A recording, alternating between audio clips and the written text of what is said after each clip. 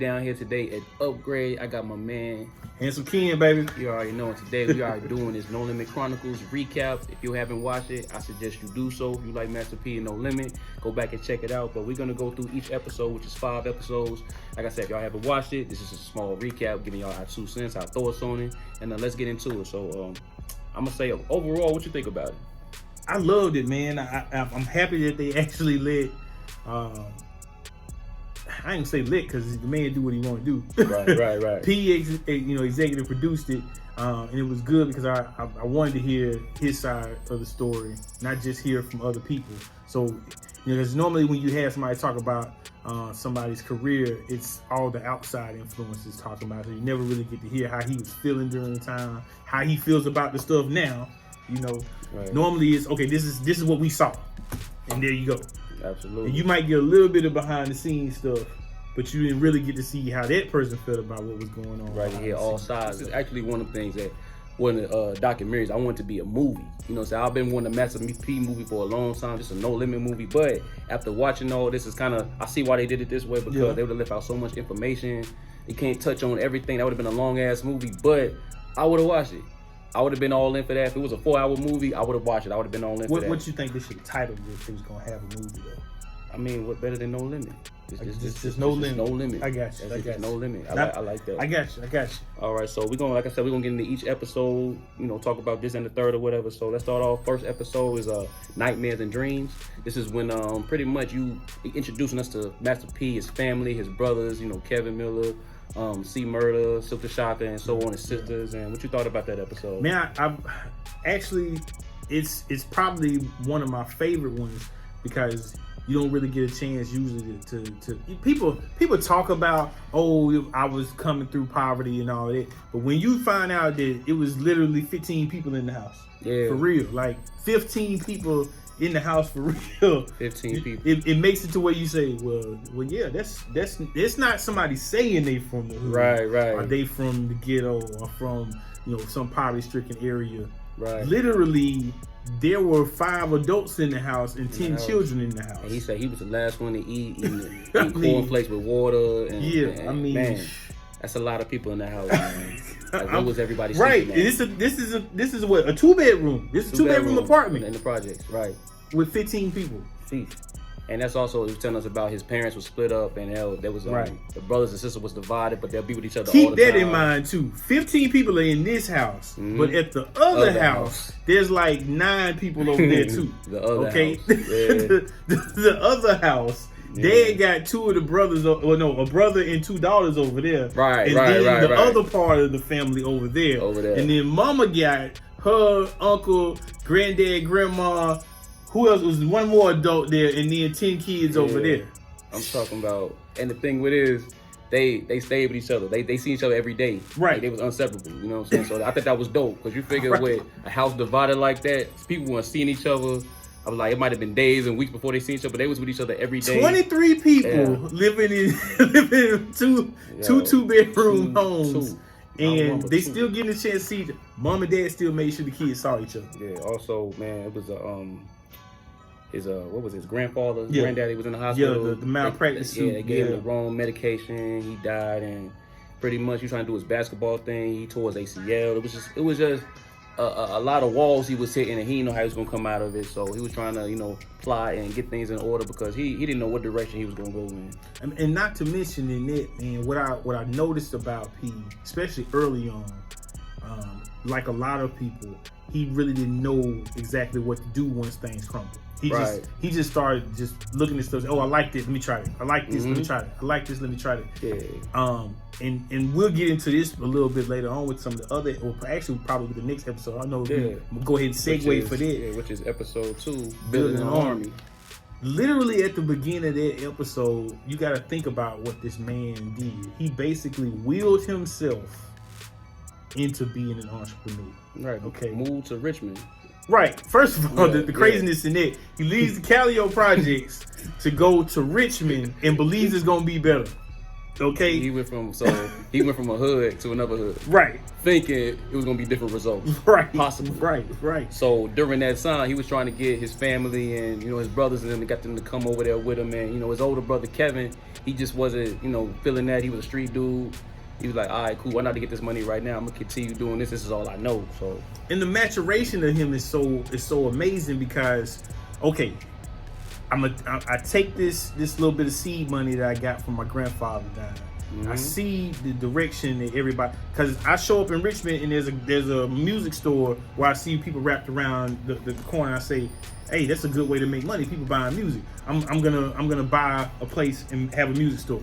Boom. Didn't get an apartment. Lived in the back of there with him and his son. Right. And his wife at the time or whatnot. Yeah, son, you see. Right. Lives in the record store with the rats and roaches and all of that stuff. Yeah. Sells stuff during the day there. Lives in the back. Yeah. While this is going on, he says to himself, there's a niche in the market that folks ain't hitting, which is underground rap. So I'm going to sell underground rap at my store. During that, he says to himself, hey, I want to cut this middleman out. Why I'm going to sell the rapper stuff? Why don't I be the rapper? Be the rapper. Okay. And at that time, all the top rappers in that area was coming to see him, from E40 to you name it, was coming to see him. They were all with their albums in his store at that time. So that was definitely a good outlet for him. It was dope. But during that time, he also got some devastating news about his brother. He was trying to get his brother to come out there, but he got that news that his brother was killed. Threw him on the freeway, highway, something like that. Right, They dropped him off.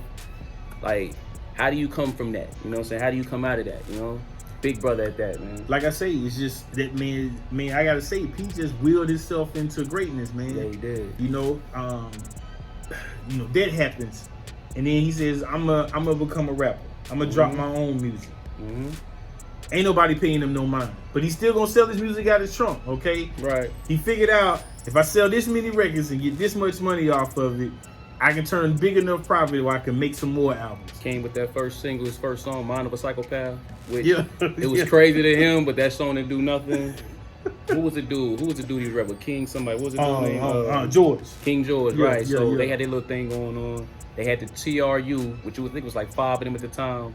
5 of them or something like that. So they were doing their little independent albums like that or whatever. So the real Untouchables. Yeah, the real Untouchables, right. So that didn't do so well. So and people wasn't paying him no mind. That's the thing. This is the thing that I try to tell people, period. Talk about it. You got to will yourself into believing that you the best at whatever it is you do. Right. You keep on pushing. Eventually, other people are going to say, man, he think he that good. Maybe he that good. Maybe I just didn't realize he was that good. What he kept saying, though, was like, all right, that one ain't a hit. Okay, we got another. We're going to keep going. We're going to keep going. Right. Had Mia X come out. He had Mr. Servon come out.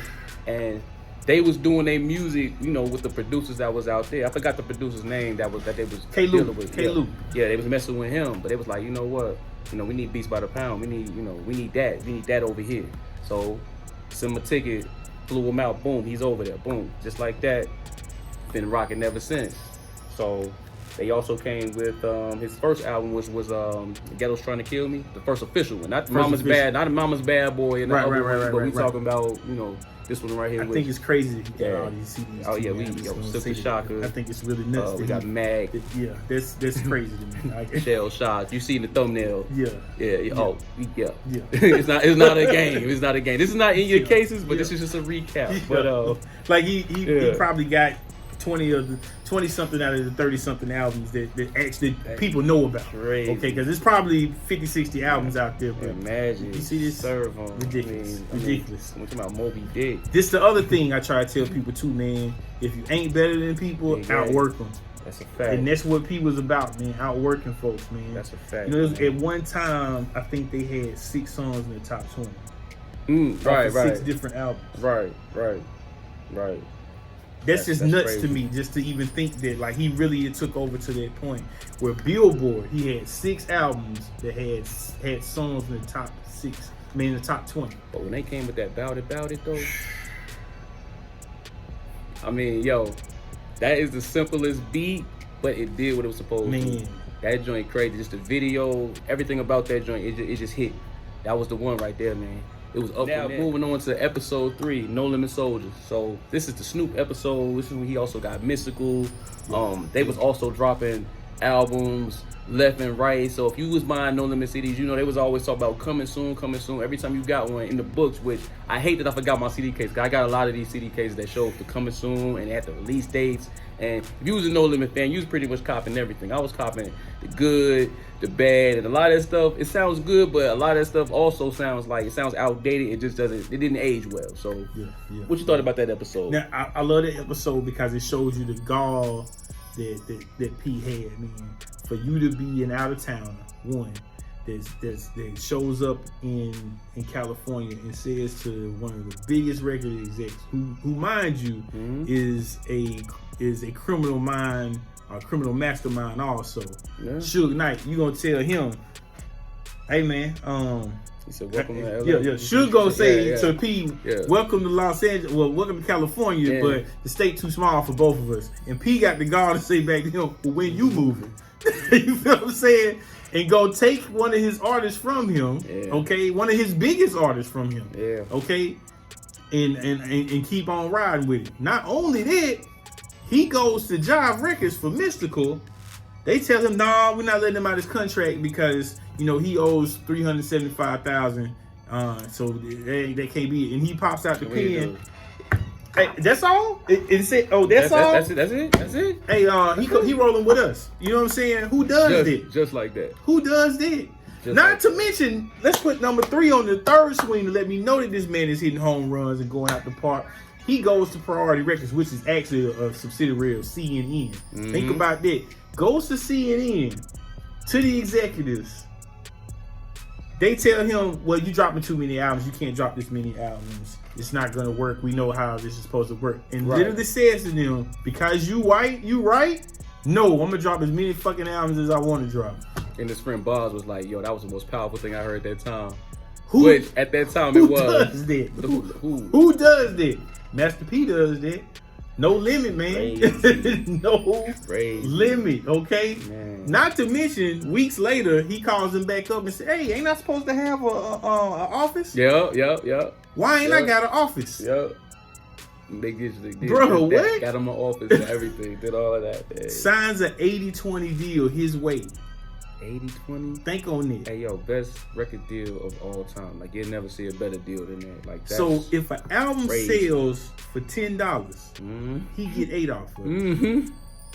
And they was selling, and that's after distribution and everything. So he ain't. You gotta understand, a $10 album is gonna reap rewards like crazy. So think on that. Just how many? Consider it. You go gold. That's 800,000 that you just made. Now, I forgot all the albums that they put out during '98. It was, I think it was like 26. It was 20 something. But I think more than 85% of them joints with gold or platinum, just like that. During like an 8-year run of NoLimit, they had 23 gold albums and 16, I think, platinum albums. Something like that, yeah. So we talking about from 90 what? 90 what, like 94, 95? Something like that, like yeah. 2000, early 2000s, somewhere around there, give or take.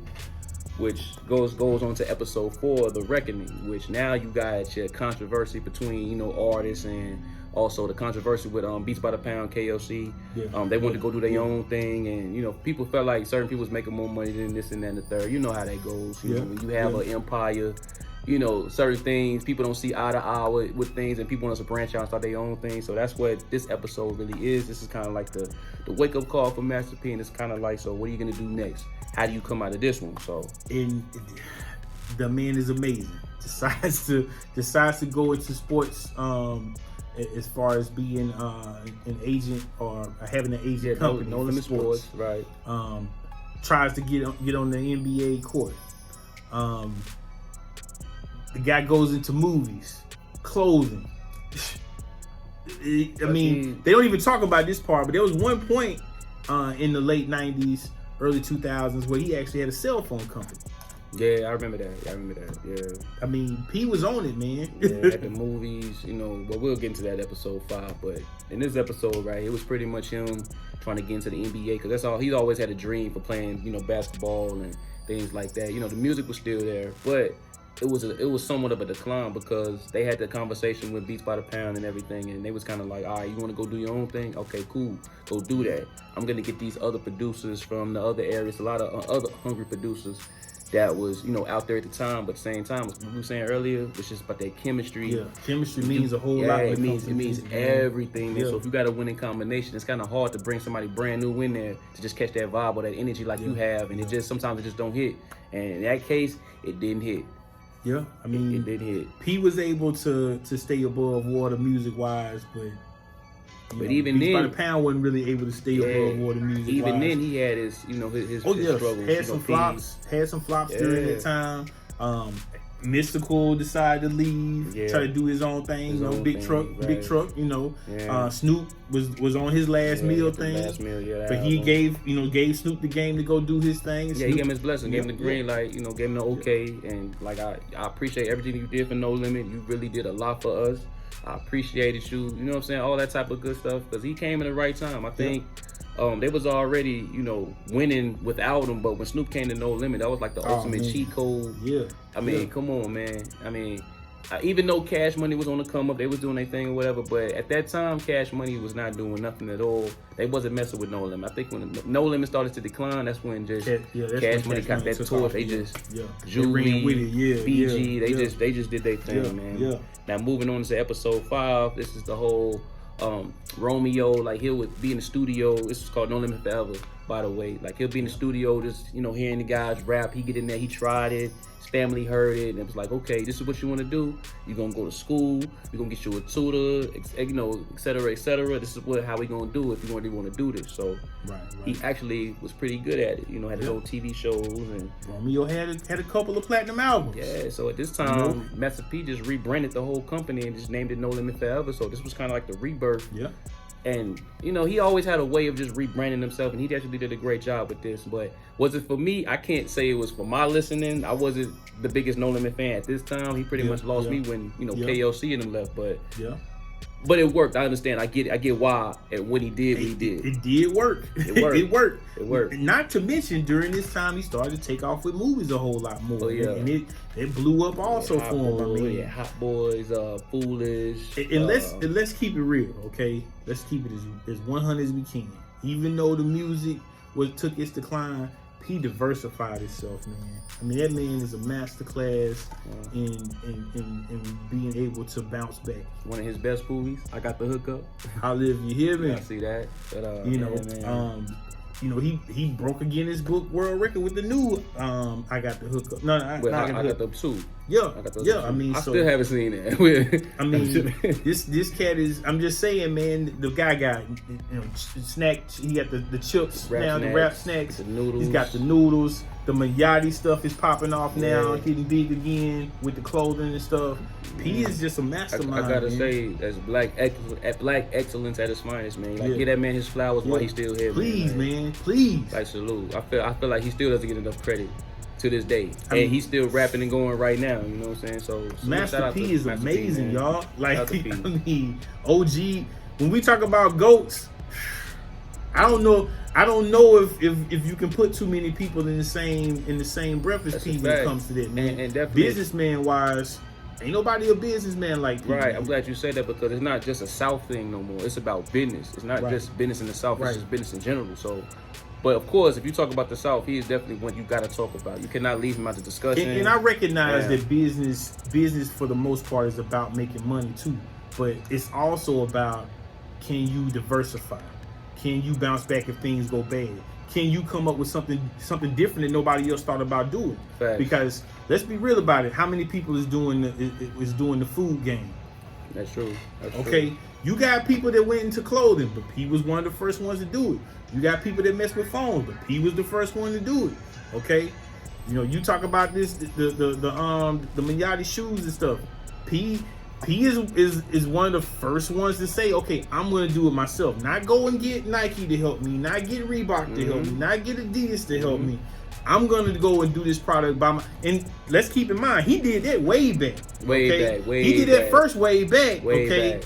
With the first Master P, with the what was it called, man? I can't remember.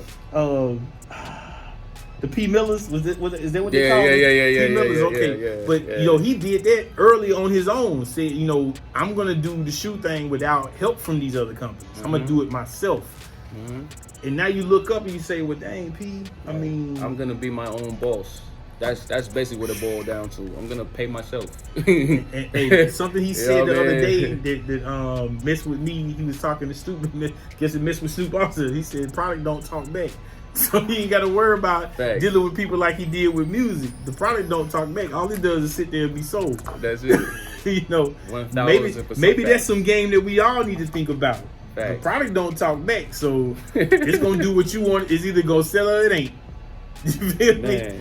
Overall, man, I'm glad BET decided to do this, man. They put it very well put together, man. I enjoyed it from start to finish, man. I look forward to seeing other documentaries, chronicles from other, rap labels and other people as well. So I will be we will be bringing that Rough Riders recap as well. We're gonna be doing that by the episodes, not just by the recap of everything. So we're gonna do that one. So we're gonna be bringing you episode 1 very soon. But sorry to make this video long, but we had to touch in and recap all the episodes. So the next ones is gonna be pretty much a whole lot shorter, 1 episode at a time. But if y'all made it to this part of the video, you are the real MVP. We appreciate you from start to finish, man. Shout out to all y'all that's been rocking with me and Ken as well. So appreciate you. So my new ones, my day ones, man. Salute to each and every one of y'all, man. I wouldn't be where I'm at if it wasn't for you guys. So to the next video, y'all be careful, y'all be safe, and we out. Peace.